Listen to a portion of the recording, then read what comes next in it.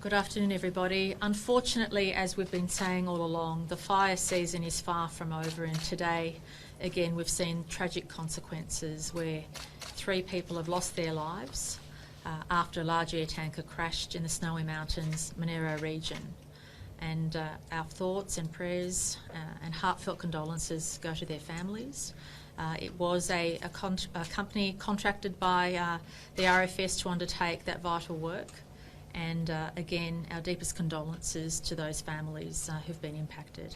It demonstrates the dangerous work currently being undertaken, and it also demonstrates the conditions that our firefighters are working under. There are in excess of 70 aircraft that have been used today alone. And today is a stark and horrible reminder of the dangerous conditions that our volunteers, our emergency services personnel across a number of agencies undertake on a daily basis. And again, it allows us to consider just the circumstances people are facing every day. We've got more than 1,700 volunteers and personnel in the field today. There are 5 fires, 1 in the ACT and 4 in New South Wales, currently at emergency warning level. However, we're confident that weather conditions are easing over the next few hours, and hopefully we won't see any further concern beyond the fire complexes that are currently at emergency level already.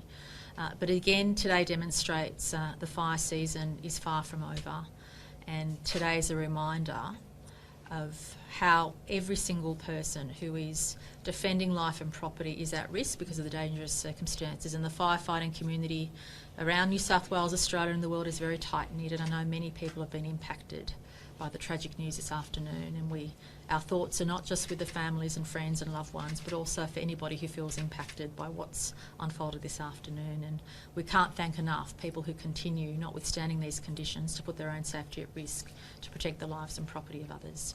The main fire activity is again, unfortunately, on the far south coast of New South Wales, impacting on a number of coastal towns.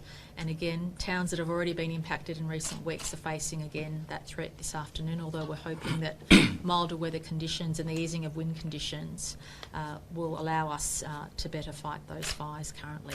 Commissioner. Thank you, Premier. As indicated, we've still got more than 80 fires burning around New South Wales, and half of those are not contained.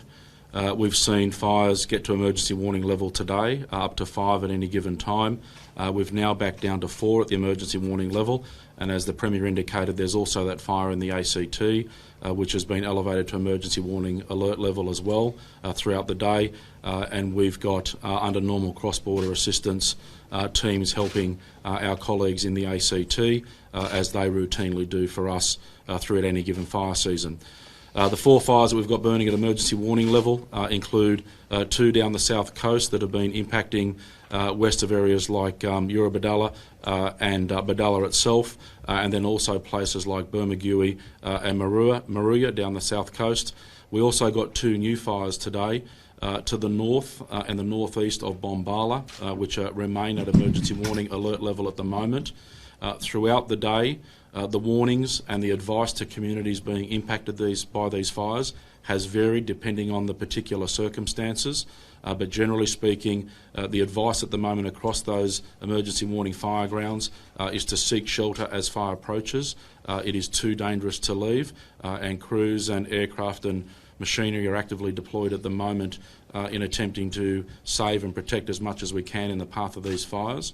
As would be expected, particularly the stuff that's closer to the coast has impacted some of the arterial roads. We've seen heavy impact on the likes of the Araluan Road, the Princes Highway, and then further south down around Bombala we've seen impacts there as well. So a very difficult afternoon for firefighters. We saw the fire in Western Sydney get to emergency warning out near Box Hill. That's settled down now, and crews are getting on top of that and gaining the upper hand. As the Premier indicated, though, tragically this afternoon, shortly before 1:30 p.m, we lost contact with one of our large air tankers, a C-130 water bombing aeroplane that we've been using here in New South Wales for some years now under contract, working through the NAFC, the National Aerial Firefighting Centre, as the host jurisdiction for that machine. Tragically, there appears to be no survivors as a result of the crash down in the snowy Monero area. It's impacted heavily with the ground, and initial reports are that there was a large fireball associated with the impact of the plane as it hit the ground. We've got a number of firefighters and a number of crew that are in the area and working to contain and work around the fire. It is still an active fire ground, and it did take some time with the use of ground crews and a number of aerial surveillance platforms to try and locate the wreckage of the plane. First and foremost, our thoughts and prayers are with the 3 occupants who routinely crew that specialised aircraft, and of course our wonderful partners in Coulson Aviation who have worked with us, have a long and respected reputation of working high-capacity aircraft in firefighting here in New South Wales and overseas in the Northern Hemisphere, but for us in New South Wales particularly with large air tankers over the last 4 or 5 years as we've invested more heavily. As a precaution and as a standard precaution, Coulsons have grounded their large air tankers this afternoon, and indeed as a mark of respect and as welfare for the rest of their crews operating large air tankers here in New South Wales and interstate in Victoria, have grounded those operations pending review to ensure that there's nothing systemic such as a fuel problem or something like that.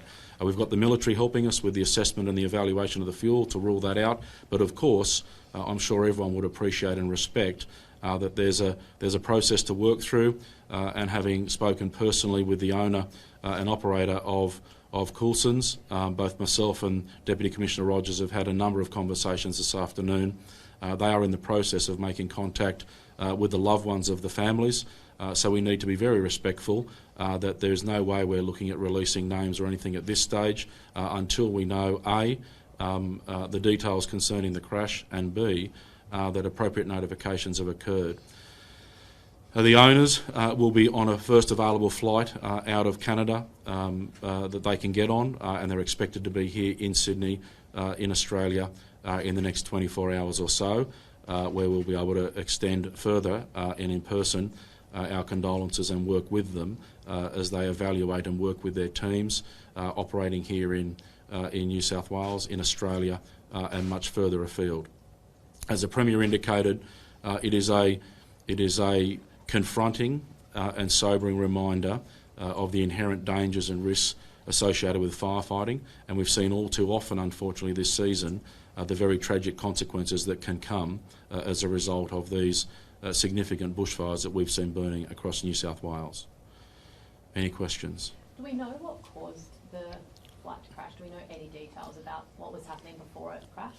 No, it was deployed to fires in the snowy Monero region, and it was operating as it routinely does with water bombing activities, and we simply lost contact with the machine, and the flight tracker that we used stopped. There is no indication at this stage of what's caused the accident.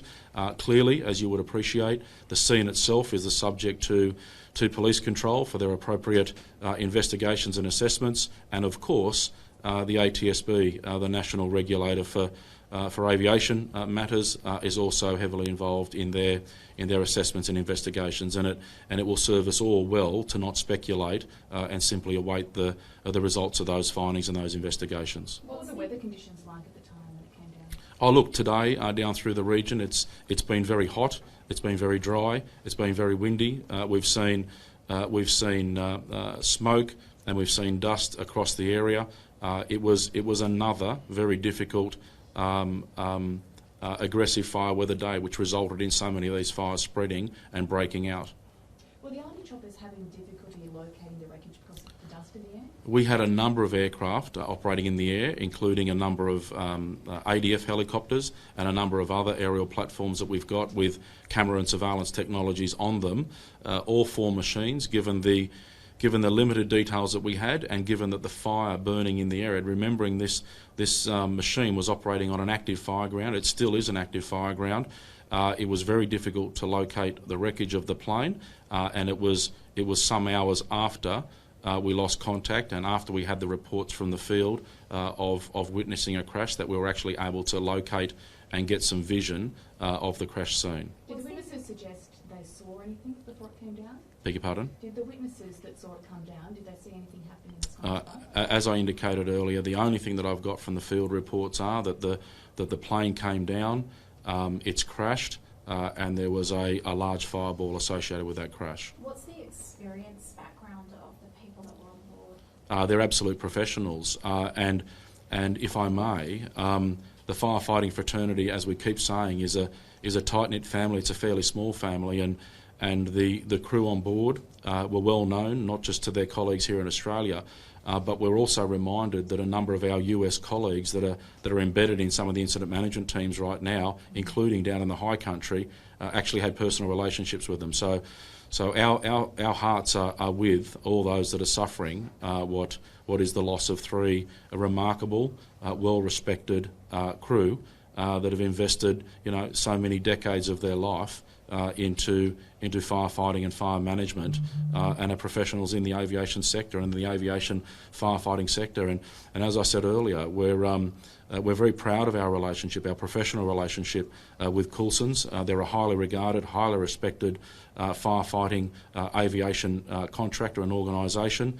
And it hurts deeply, and we've had some very sensitive and very emotional conversations with the owners and operators of that organisation.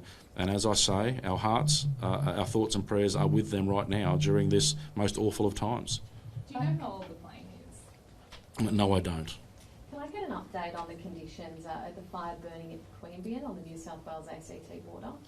At this stage, I don't have any details of any concern. There was initially the reports that there was the potential for it to spread into places like East Queanbeyan, but that doesn't appear to have materialised, and I have no reports of any impact into properties in the Queanbeyan region at this stage. Lots of firefighters, aircraft under the control of the ACT, with some of our resources in there helping, and we'll wait and see how that goes in terms of whether they downgrade that alert level over the coming hours. Just quickly back to the plane that came down. Can I confirm it was the Thor? And are you able to tell us the ages and gender of those involved? No, I don't. I don't know if it's Thor, but it's a C-130 Hercules water bomber, one of those machines that takes in the order of 15,000 litres, and I don't, and if I did, I probably wouldn't at this stage disclose any further details about the occupants. How long has the water bomber been in use with the RFS? We've been working with Coulson's now for 4 or 5 years with C-130s and the 737. As a matter of fact, we bought our own 737 here in New South Wales from Coulson's, and we've contracted to Coulson's to operate and maintain our dedicated machine here in New South Wales, as well as contracting another 737 this season and the C-130 that's crashed. And we also need to be mindful that through the national arrangements, they've also got another C-130 operating in Victoria, and they're also very experienced in large rotary wing helicopters of high volume and high capability that also operate in New South Wales, particularly in places like Victoria, over many years. You said the military's looking into and investigating what happened. No, I didn't. I never said the military were investigating and doing what happened. The military helped us in the deployment to try and locate the crash site and locate the wreckage and see if we could identify any survivors. Unfortunately, all we've been able to do is locate the wreckage and the crash site. We have not been able to locate any survivors. The federal authorities through the ATSB, the Australian Transport Safety Bureau, as well as the New South Wales Police Force, will be undertaking, as is their jurisdiction, appropriate investigations and assessments as to what may have happened to cause or result in this crash. And how long do you expect that to take? I don't know. It typically takes, in these circumstances, many weeks, if not months, to work through the details. And my experience, and our experience here in New South Wales, is it's not unusual for the likes of the ATSB to, at some stage, issue an interim report before they do some more detailed report, but I don't want to speak on their behalf. Will the grounding of Coulson's fleet have any impact on fighting fires? Look, obviously, grounding of a number of aircraft momentarily will have an effect on our aerial capacity, but it's absolutely warranted, and I support them 100% in grounding them for the reasons that they've stipulated. Number one, if we have any aviation crash, like we did only months ago up near Bulahdelah, I think it was, a helicopter crashed, we grounded aircraft in that area, and we grounded other aircraft that were operated by. That's a routine practice. We make sure there was no systemic supply issue like fuel that could cause other machines to crash, and we just make sure that we're clear to operate and fly with that operator and with that aircraft type.